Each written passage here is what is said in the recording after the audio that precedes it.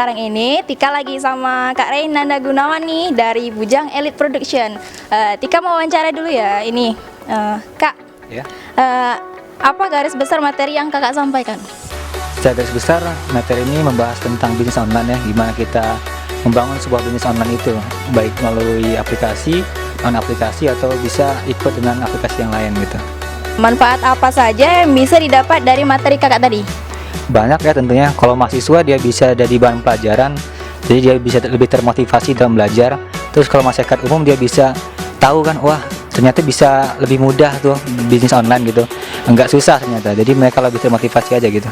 Hal positif apa yang bisa didapat dari seminar yang telah Kakak sampaikan tadi? Hal positifnya ada beberapa poin ya. Yang pertama untuk mahasiswa, dia bisa lebih rajin belajar.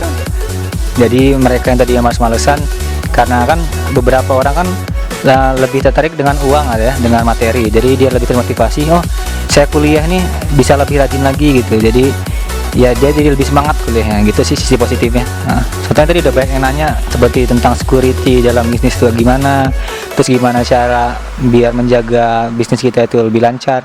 Wah, kan kita ada UKM ya.